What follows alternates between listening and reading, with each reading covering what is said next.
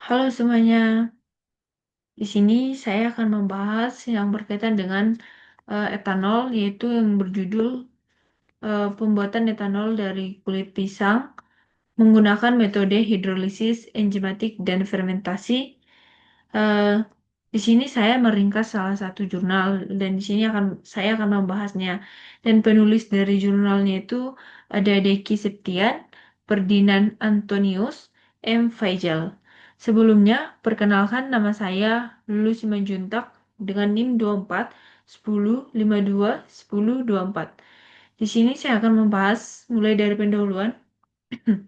Krisis energi global akibat penyepisan cadangan minyak bumi menuntut akselerasi pengembangan bahan bakar alternatif berbasis biomasa atau bioetanol. Salah satu bahan baku potensial adalah limbah kulit pisang kepok atau Musa paradisiaca yang memiliki kandungan lignoselulosa tinggi, namun pemanfaatannya masih terbatas sehingga berisiko mencemari lingkungan. Senyawa selulosa dalam kulit pisang dapat didegradasi menjadi glukosa sebagai prekursor bioetanol melalui serangkaian proses biokimia. Di sini ada metodenya, yaitu penerapan dan pentreatment. Tahap awal difokuskan pada pemisahan selulosa dari ikatan lignoselulosa. Jadi metodenya ada dua bagian. Saya akan menjelaskan bagian pertama. Yang pertama itu persiapan. Kulit pisang dikeringkan, dihaluskan 50 gram dan disterilisasi.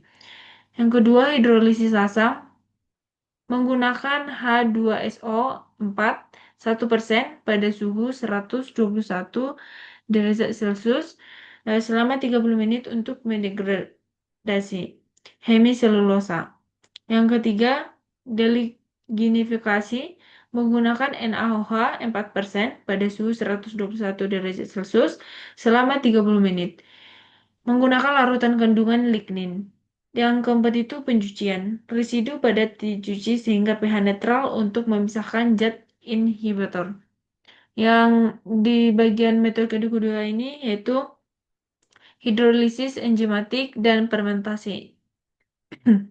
Hidrolisis enzimatik residu ditambahkan enzim lelulosa eh, atau Aspergillus niger dengan variasi volume 1, 3, 5, dan 5, 7, dan 9. Dan inkubasi dilakukan dalam rotary cycle 160 rpm selama 24 jam.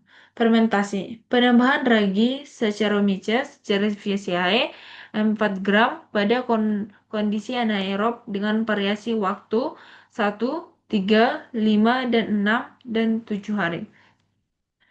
Yang terakhir itu pemisahan. Produk difermentasi lalu didistilasi pada suhu 80 derajat Celcius selama 1,5 sampai 2 jam untuk memperoleh konsentrat etanolnya. Di sini saya akan membahas dalam pembahasan analisis kadar etanol yang dimana tren pertumbuhan. Kadar bioetanol mengalami kenaikan progresif seiring bertambahnya waktu fermentasi sehingga mencapai puncak pada hari kelima. Dan pas penurunan kadar etanol setelah hari kelima disebabkan oleh habisnya nutrisi glukosa dan akumulasi produk samping yang menghambat metabolisme ragi atau fase kematian. Yang ketiga itu optimalisasi yang dimana volume enzim 9 mili menghasilkan konversi selulosa menjadi glukosa yang paling tinggi sehingga mendukung pembentukan etanol yang maksimal. Yang di sini juga ada dinamika kadar glukosa. Konsumsi glukosa terjadi penurunan kadar glukosa yang tajam dan fase awal sehingga hari kelima menunjukkan pemanfaatan substrat yang efisien oleh mikroorganismenya. Yang terakhir tuh mekanisme SF. Kenaikan kadar glukosa pasca hari yang kelima eh, mengindikasikan proses simultaneous saccharification and fermentation, di mana laju hidrolisis selulosa sisa lebih cepat dibandingkan laju konsumsi glukosa oleh ragi yang mulai aktif. Baik, di sini ada kesimpulannya, di mana produksi bioetanol dari limbah kulit pisang kepok melalui integrasi proses hidrolisis, enzimatik, dan fermentasi memberikan hasil yang signifikan.